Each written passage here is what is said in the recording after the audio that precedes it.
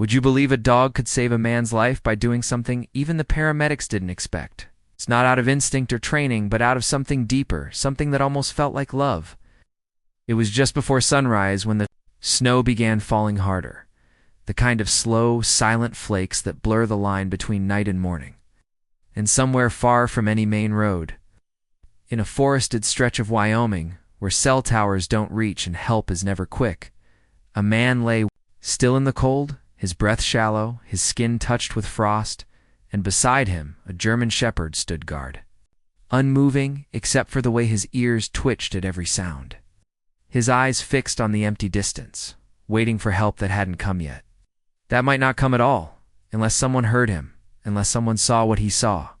His name was Eli Monroe, 53-year-old retired combat medic and U.S. Army veteran who had served 2 decades in places most people only know from news headlines.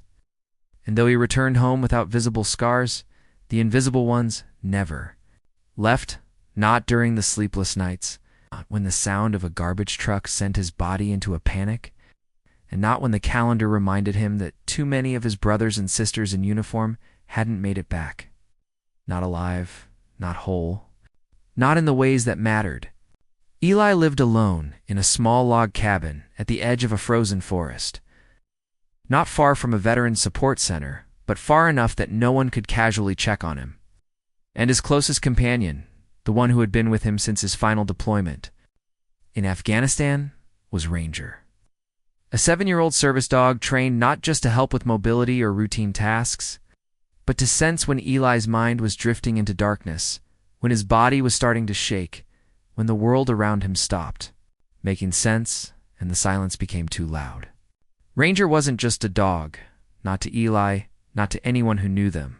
He was a lifeline, second heartbeat in the cabin, the one who woke him from nightmares, who nudged his hand when the pills hadn't been taken, who stood by the door when Eli's energy collapsed into hopelessness and his boots hadn't been worn in days, who made sure, in ways small and big, that Eli stayed here, stayed alive, even when the will to do so was barely a flicker.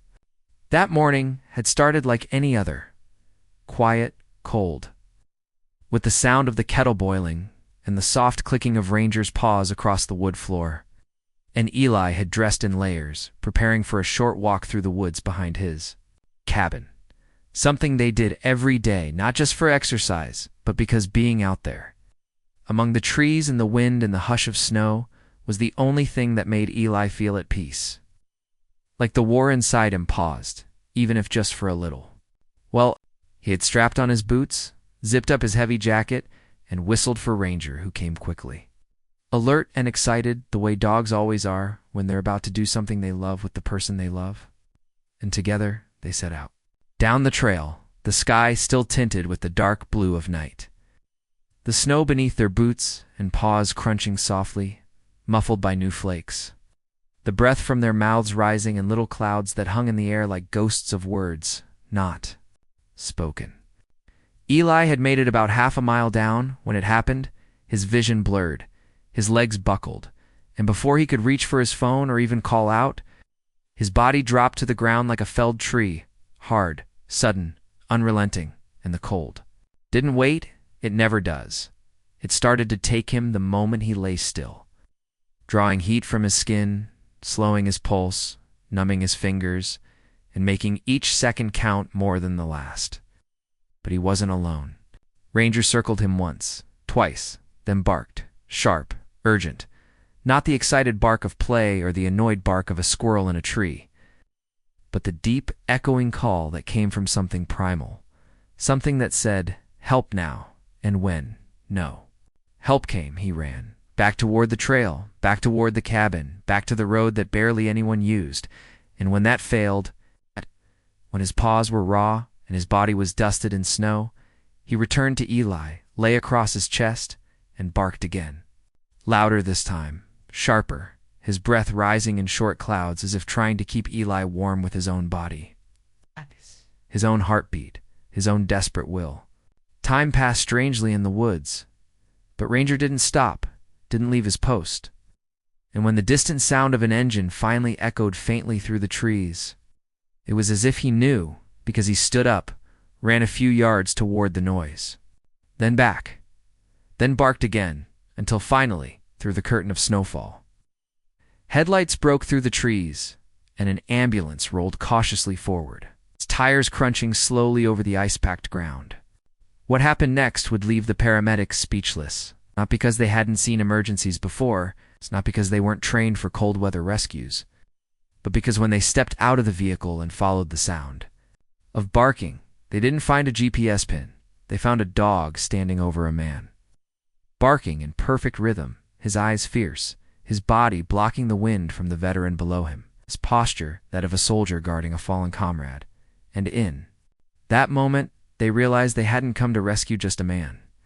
They had come to witness something sacred, something loyal beyond words. The paramedics rushed forward, but Ranger didn't move until one of them knelt, gently touched Eli's wrist, and nodded. And even then, Ranger stayed close, his eyes locked on every movement, as if memorizing the process, as if saying, "You can take him, but I'm watching, and I'm coming too." And he did. They loaded Eli onto the stretcher, attached monitors, wrapped him in thermal blankets, and as they worked, one of them, a younger EMT named Lisa, whispered to the other, "If he makes it, it's because of this dog. No one would have found him. Not out here. Not in time." As the ambulance doors closed and Ranger jumped inside, curling up beside Eli's feet, still alert, still waiting, still guarding, something passed between them, something unspoken and undeniable, the kind of bond that can only come from having saved each other over and over, from having walked through war and loneliness and snowstorms together. And as the sirens began to wail softly into the distance, cutting through the morning frost, the forest grew quiet again, the tracks in the snow the only proof that something incredible had just happened. If you're watching this, take a second to ask yourself, would your dog do the same for you? Where are you watching from, and what time is it over there? Let us know in the comments. We read every single one, and we'd love to know how far this story reached. The sirens were still echoing faintly in Ranger's ears when the ambulance pulled up to the hospital, the doors swinging open under a cold gray sky as emergency staff rushed out with practiced urgency, their breaths visible in the morning chill. And inside, Eli lay still on the stretcher, his face pale, his lips tinged with blue, but his pulse miraculously still faintly ticking. And Ranger, curled beside his legs, lifted his head and watched every movement. His body tense, his ears perked, his tail still, as if he were memorizing every detail in case he needed to. Step in again in case the people around him forgot that this man wasn't just another patient. He was his person, his world, and Ranger had no intention of letting that go unnoticed. The paramedics explained quickly, voices low and urgent, about how the man had been lying out in the snow for hours, how his core temperature had dropped dangerously low, how his service dog had led them to him and stayed with him the entire time. And though the nurses nodded and took over, none of them could stop glancing at the dog, at the way he moved in sync with the gurney, at the way he never barked or growled or caused a scene, just watched, listened, and followed. Inside the ER, the warmth hit them hard, fluorescent lights humming above as machines beeped and monitors flashed. Not because he was anxious in the way regular dogs might be, but because he knew deep down in the way dogs just know that something inside Eli was breaking and time was running out. A nurse tried to lead him away, gently, speaking softly, holding out a hand with practiced kindness, but Ranger stood his ground, unmoving, and when she tried again, he let out a low, mournful sound. Not quite a whine, not quite a growl, something. In between, something that made her pause, her heart tugging at the edges as she realized this wasn't just about separation, this was about duty. Finally, someone from the back, a tall man in a navy sweater with a name badge that said Dr. R. Hastings, approached, squatted down, and met Ranger's eyes, his voice low as he said, "You've done your job, haven't you, boy?" "You're still doing it? Okay, then stay with me, let's help him together." And with that, he gave a quiet nod to the staff. The Ranger was allowed to remain just outside the trauma room door, lying down with his head on his paws, his eyes never blinking, never closing, just fixed on the crack of light beneath the swinging double doors. Inside, it was chaos. the quiet kind. The kind where people don't shout but everything still moves fast. Where heated blankets are layered and IV fluids are pushed, and monitors scream until they're silenced with new data. Like clockwork, and eyes dart from screens to skin to machines and back again, and still, the tension never leaves. Not when someone's core temperature is below 90. It's not when their breathing is shallow and irregular. Not when hypothermia is this. Advanced, but Eli was a fighter. Everyone said it later. Nurses, doctors, even the receptionist who only saw the tail end of it all, how they could feel something different in the room. Like this man had already fought battles far worse than this, and he wasn't about to lose to a snowstorm in his own backyard. The hours passed slowly, the sun rising weakly behind frost-covered windows. Still, Ranger lay outside the room, only occasionally lifting his head to glance down the hallway, only occasionally shifting his weight as if to remind the humans around him, I'm still here. I haven't left. It wasn't until nearly noon that the door finally opened and Dr. Hastings stepped out, exhaustion lining his face. And he knelt once more beside Ranger, scratching gently behind his ear before whispering, he's stable. Now, not out of the woods yet, but stable. You did good. Ranger didn't move at first, just stared past the doctor, as if waiting to hear it from Eli himself, and then, slowly he stood, his legs stiff from hours on the floor, and walked toward the room where a nurse opened the door just wide enough to let him in. Eli was awake, barely, his eyes fluttering open under the glow of the overhead lights, tubes in his arms, oxygen in his nose. But when he saw the familiar shape of his companion, he tried to lift a hand, too weak to manage more than a twitch, and Ranger padded forward, nudged his hand gently with his nose, then rested his chin on the edge of the bed. His eyes locked on Eli's, and in that moment, no words were needed. For the next 3 days, Ranger never left the hospital room, not even once, and the staff stopped trying to move him after the second night. When they found him curled beside Eli's bed, awake, alert, his ears twitching with every beep of the monitor, his eyes only closing when Eli slept, and even then, never for long. On the third morning, a young woman named Sarah entered the room. She was Eli's niece, his only living relative, a school teacher from Chicago who had driven 12 hours straight through the night when the hospital called her. And as she stepped inside, holding a bag of fresh clothes and a cup of lukewarm coffee, her eyes landed on Ranger, and they widened, not in fear, but in awe. So this is the famous dog, she whispered, setting the coffee down. Lay's voice was raspy, barely. More than a breath, but he smiled. He's more than a dog. He's the reason I'm here. Ranger glanced between them, his tail wagging once, gently. And Sarah dropped to her knees beside him, hugging him without hesitation. And Ranger, though not normally one for strangers, loud. It, sensing that this person mattered, that she was family, that she was here to help.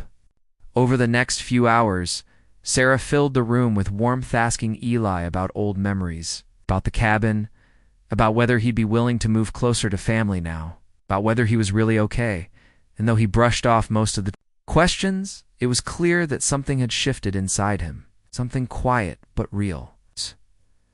The kind of shift that happens when you nearly lose everything and realize who and what brought you back. Ranger watched it all, never interrupting, just present, just listening. And when Eli dozed off again, Sarah sat beside the bed and whispered, "You're his angel, aren't you?" And though Ranger didn't move, something in his eyes seemed to soften, as if he understood, as if he agreed. If you're watching this and your dog has ever done something small that meant everything, tell us in the comments where are you watching from, and what time is it right now. We want to know your story too, because sometimes the quietest heroes walk on 4 paws. They don't need medals or words, they just need someone to see them. The way Eli always saw Ranger, and the way Ranger never stopped seeing him. Asterisk. By the time the 4th day came, the snow had stopped falling. The skies cleared just enough to let sunlight spill through the hospital windows in long golden streaks. And Eli's body was beginning to heal, slowly, painfully, but steadily, though his mind was still caught between silence and memory. A fragile space that even the strongest words couldn't always reach. And yet somehow Ranger could, not through speech, not through grand gestures, but in the way he stayed, in the way he looked at Eli like he was the only person in the world. That mattered. Like every breath Eli took was worth guarding, worth celebrating, even when they were shallow, even when they were filled with pain. The doctors were cautiously optimistic now, checking vitals with quieter tones, smiling at Sarah when she asked questions, reassuring her that his vitals were strong, that he had passed the worst of the danger. But Sarah knew what they didn't. Say that surviving was one thing, living was another. And Eli had been battling the latter for years before the snow tried to take him. She stayed by his side during the days, learning more about Ranger, about how he had been assigned to Eli through a special veterans canine program. One of the few dogs trained not just for physical support, but for emotional regulation, for PTSD episodes, for waking someone out of a nightmare without startling them into panic, for sensing when medication was overdue or when the person they were bonded to was slipping into a silent, dangerous place that no one else could see. And she listened as the nurses shared how they'd seen Ranger respond to the tiniest shift in Eli's breathing. Oh, he would pace or paw at the bed controls until someone came in. How he seemed to know when something was off, even before the monitors did. The story of the rescue had started to spread quietly through the hospital halls. And by the 5th day, staff from other departments were coming by under the guise of delivering linens or checking equipment, just for a glimpse of the German Shepherd who had saved a man's life in the snow. And every single person left with the same expression, that soft, stunned kind of awe, like they had just seen something sacred in motion. But for Ranger, it wasn't a story, it was just what had to be done. And he still watched the door every night, still pressed his side gently to Eli's bed, still licked his hand when it trembled, still looked into his eyes with that unwavering devotion that seemed to say, "I've got you, I always will." On the 7th day, Eli asked to sit up, the first real sign of recovery that wasn't prompted by doctors. And when they helped him adjust the bed, when they placed pillows behind his back and helped him sip warm broth from a cup, he looked at Ranger, and for the first time in nearly a week, he smiled, not just the weak kind that comes from painkillers and politeness, but a real, warm smile, like a fire being lit in a place that had long gone cold. "You saved me again," he said softly, his voice cracking, and Ranger, hearing his name, stood up, tail wagging low and steady, walked over, and placed his head gently in Eli's lap. The silence that followed was one of those rare kinds. Not empty, but full of the things they'd been through together, full of the unspoken words that only hearts can translate. And Sarah stepped quietly out of the room, blinking back tears, giving them space, letting them exist in that sacred moment where survival becomes gratitude. Later that day, Eli asked for his phone, and though it had been buried somewhere in his jacket pocket at the time of the collapse, Sarah had retrieved it from the paramedics and placed it in a drawer, waiting for the moment he was ready. And when she handed it over, Eli turned it on with trembling fingers, scrolled through unread messages, and then paused at the background photo. It was of him and Ranger, taken last fall, both of them standing by a riverbank, Eli with a worn flannel shirt, Ranger soaked from the waist down, tongue out, tail wagging. And Eli stared at that photo for a long time before turning the screen back off and whispering, "I need to go back there." The doctors didn't approve right away, not when the discharge was still days away, not when his body was still fragile. But Eli insisted, and Sarah backed him, reminding them gently that sometimes healing doesn't happen in sterile white rooms. Sometimes it needs fresh air and old memories and the dog that never left your side. So they made arrangements. A home care nurse would check in. Sarah would stay for a few weeks, and when the day finally came, when Eli was wheeled out in a borrowed coat with Ranger trotting proudly beside him, the hospital staff lined the hallway. In quiet applause, not for Eli alone, but for the dog who had become something of a legend within those walls. The drive home was quiet, snowy roads winding through pine trees like the world hadn't changed, though it had profoundly. And when they pulled up to the cabin, Eli stared at it for a long time from the passenger seat, his breath fogging the window. Ranger already standing at the door, waiting, as if welcoming him back to something not just physical, but spiritual. Inside, everything was as they'd left it, the kettle on the stove, the boots by the door, the blanket half folded on the couch, and Eli, with help, made his way to his old armchair. The one with Ranger's paw marks worn into the sides, the one he had always sat in when the nightmares were over and the coffee was warm and the world felt just a little bit manageable. That night, as the fire crackled and Sarah made soup in the kitchen, Eli and Ranger sat together in that chair, silence wrapping around them like an old friend.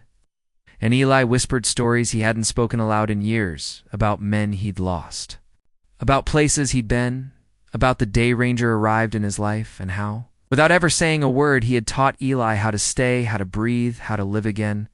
And Ranger, as always, listened, his ears twitching, his eyes soft, his body close, when Eli's voice broke into a whisper, barely audible, saying, "You've given me more than I ever gave you." Ranger nudged his hand, licked his fingers, and lay his head down with a sigh that seemed to say, "We're even now." If this story touched something inside you, if you've ever had a dog who saved you in ways you couldn't explain, we'd love to hear it. Share where you're watching from and what time it is right now, because someone else out there might need your story too, just like Eli needed Ranger's. Just like maybe we all need a reminder that even in our darkest winters, someone is always watching over us, even if they walk on four legs and speak only in silence. The days that followed back at the cabin unfolded like a slow return to something long lost, not just to routine or comfort, but to living itself. Because while Eli's body was still sore and his strength came back in small, reluctant steps, his spirit had begun to move with a quiet momentum that hadn't been there before, as though something inside him had clicked back into place, something that had been missing for far longer than anyone realized, and it wasn't the hospital stay or the nurses or even the return home that had done it. It was Ranger, always Ranger. The silent shadow that stayed 2 steps behind when Eli shuffled toward the fireplace, the soft thump against the floor whenever Eli sat down, the low exhale of breath when nights got too quiet and Eli reached for the leash just to feel like there was a reason to get up in the morning, and every time, Ranger was ready. Leash or no leash, rain or snow, ready not just to walk, but to follow, to listen, to wait, and in doing so, to remind Eli that the world hadn't given up on him. Not yet. Sarah kept her promise and stayed, not because she had to, but because she wanted to. And in the evenings, she would sit across from Eli while he sipped lukewarm tea, asking questions that weren't always easy. Questions like, do you remember what it felt like the moment before you fell? And was there a part of you that didn't want to get back up? And Eli, who had become so used to avoiding answers, so used to building walls of silence around the hardest parts, found himself telling the truth not all at once, but in slow drips, like snow melting off the edge of the roof, quiet, steady, necessary. He told her how that morning in the woods wasn't the first time he'd felt that stillness, that terrifying sense of peace that creeps in right before surrender. How some nights he'd sit on the porch with a blanket around his shoulders and wonder what would happen if he just stopped waking up, if Ranger would wait at the door until someone came, if anyone would even come at all. And Sarah listened without flinching, her eyes steady, her hand sometimes resting on Ranger's back, who always stayed close, always listened to, even if no one realized it. Ranger had a way of sensing the shift in Eli's tone before it happened, of lifting his head when the memories got too sharp, too heavy, of placing his paw gently on Eli's leg at the exact moment he needed to stop speaking and just breathe. And it became clear to Sarah that this wasn't a pet, wasn't even just a service animal.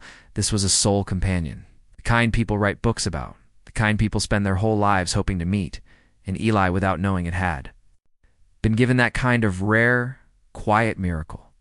The week stretched into 2, then 3, and by then, Eli had started walking farther into the woods each morning, his steps steadier, his breath stronger, and Ranger always at his side, not pulling, not leading, just beside him, as if they were tethered by something invisible and unbreakable. And Eli began doing little things again, fixing the porch light that had been out since October, sweeping the chimney, even picking up his old sketch pad and drawing the riverbank trail where they'd taken that photo last fall, the one now framed on the wall above the fireplace, the one he had looked at every day in the hospital without knowing why it mattered so much until now. On one particular evening, as snow began to fall again in soft, lazy spirals, Sarah made a quiet dinner while Eli sat by the fire. Sketching Ranger with the kind of attention usually reserved for saints or legends, his hands slow but deliberate, his eyes flicking between the paper and the subject, who was laying across the rug, head between paws, gaze fixed on the window like he was listening to the weather itself. That night, after dinner and laughter, and the warmth of a fire that cracked long past midnight, Eli turned to Sarah and asked her something he hadn't asked anyone in years, not since the VA days, not since he'd stopped showing up for group sessions and started avoiding calls. "Do you think people can have more than one beginning?" he asked, his voice low, his eyes somewhere far away. Sarah didn't answer right away, just reached down and placed her hand on Ranger's head, scratched behind his ear, and said, "I think some people get lucky, and their second beginning waits for them." And Eli nodded, because he knew that's exactly what Ranger had done waited. Not just in the snow, but through years of silence and detachment and pain, through long days of nothing and longer nights of everything, and when Eli had finally fallen, physically, spiritually, Ranger hadn't let him fall alone. That same week, something small happened that would change everything. A neighbor, someone who lived nearly a mile down the forest road, stopped by to drop off a letter that had accidentally ended up in their box.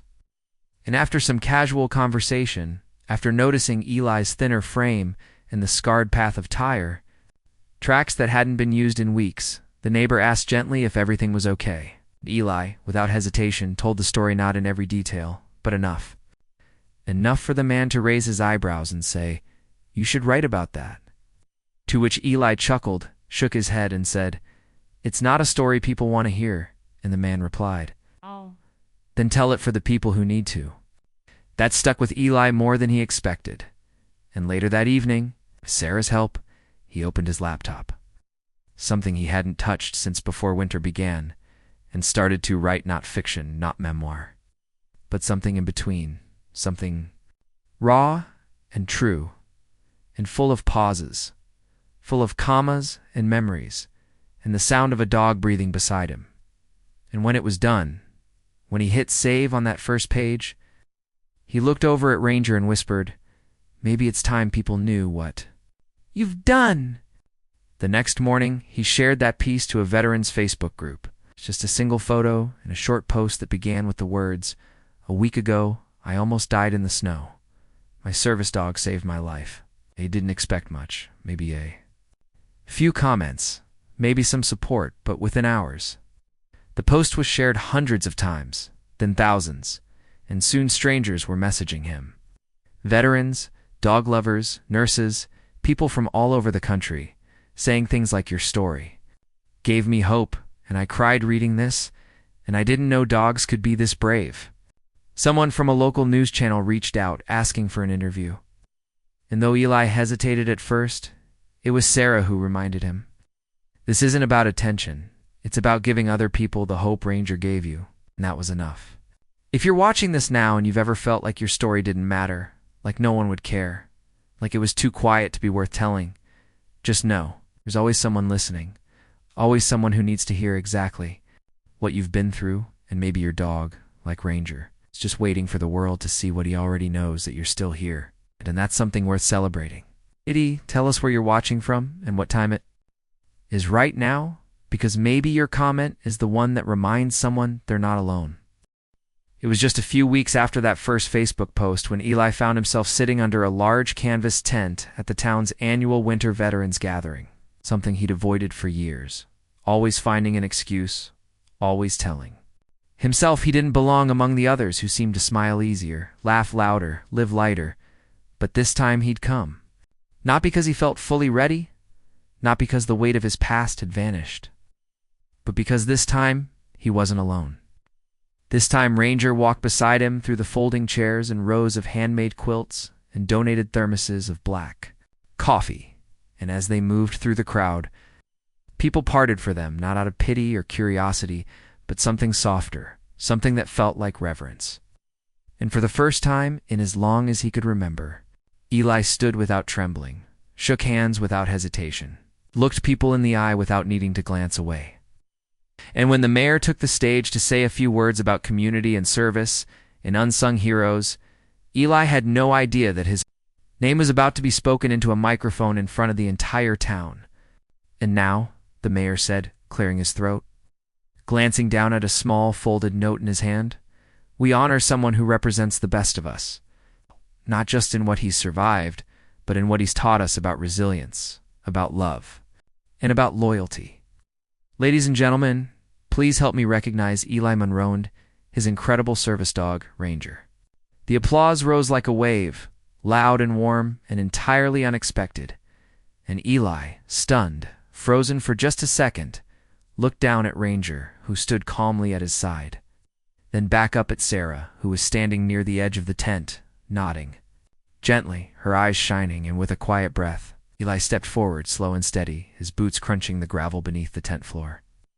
And as he reached the front, he was handed a small plaque, nothing fancy. Just a wooden rectangle with gold lettering that read, "For bravery and brotherhood, to Eli Monroe and Ranger, with endless gratitude." And for a long moment, he didn't say anything, just stood there with the plaque in one hand, his other resting on Ranger's head, eyes misting, not from the cold, but from the unbearable fullness in his chest. The kind that rises only when grief and gratitude finally make peace inside you. He didn't give a long speech, just leaned into the mic and said, "He didn't just save me in the snow, he's been saving me every day since the day we met." And the crowd went still, silent, not in discomfort, but in that way people get when they know they've just heard something that will stay with them forever. After that day, something shifted permanently in Eli's life, not suddenly. Not like a door bursting open, but like a window slowly cracking wider, letting in air and light and possibility. And with Sarah's encouragement, he began writing. Again, not just short posts or reflections, but full chapters, starting with that morning in the woods. Then back through his deployments, his first days with Ranger, the hospital stay, the winter of silence, and the long road back to warmth. And little by little, he began to share them online under the simple title, "What the Dog Knew." At first, it was just his small audience from the veterans group. But soon, people beyond that circle found the blog dog trainers, rescue organizations, mental health advocates, even families of soldiers who'd never made it home, and emails. Began to arrive handwritten letters from people saying things like, "I shared your story with my son, who hasn't left the house in 6 months." Or, "We just adopted a dog after reading about Ranger," and each time Eli read one, he'd look at Ranger curled at the foot of the couch and whisper, "You're still helping them, boy. You're still helping me." Then came the invitation from a national foundation that provided service dogs to disabled veterans. They had read his story, followed his journey, and asked if he would consider being their keynote speaker for their annual gala. Not because he was famous or polished or had all the right words, but because he was real, because he was alive.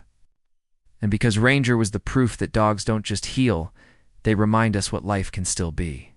That night, standing in front of hundreds of people in suits and uniforms and evening gowns, Eli took the stage with Ranger by his side and told the full story, not just the collapse in the snow, but the years leading up to it, the loneliness, the silence, the way Ranger would lay beside him on the floor when panic attacks came like waves, how he'd learned to walk to the cabinet where the emergency meds were kept, pawing at the drawer until Eli remembered to take them, how he'd refused to leave the hospital room, how he had waited, again and again, until Eli was strong enough to stand on his own. By the end, there wasn't a dry eye in the room, and afterward, as Eli and Ranger walked through the rows of people thanking them, hugging them, telling their own stories, it became clear that this wasn't just about one man and one dog. It was about something deeper, about the invisible bridges that animals build when human words fall short, about the way love can anchor someone even in a blizzard, even in war, even in the quietest battles no one else sees. Back at the cabin, as spring began to melt the last of the snow, Eli started a new project, a book. Yes, but also a retreat, a small, simple weekend gathering for veterans and their dogs. Just 5 cabins nestled by the river, a fire pit, some hot meals, and enough space to sit in silence without explaining why. And he named it Ranger's Path. The first retreat filled up in 2 days. And as he stood on the porch that weekend, watching 5 other men and women toss tennis balls to their service, dogs while the wind carried laughter through the trees, Eli felt something he hadn't felt in decades. Ease. Not joy that demands performance or healing that erases scars. Just ease, a gentle resting place in the middle of a long road. And he knew in his bones that Ranger had led him there, step by step, paw by paw. Now, if you're still with us, we want to ask you something. Have you ever known a dog who changed your life in ways you couldn't explain? Do you believe they feel more than we give them credit for? Tell us in the comments where you're watching from and what time it is right now. We want to read your story, because just like Ranger's path led Eli home, your words might help someone else find their way to, and maybe, just maybe, the dog curled beside you has already saved you more times than you realize.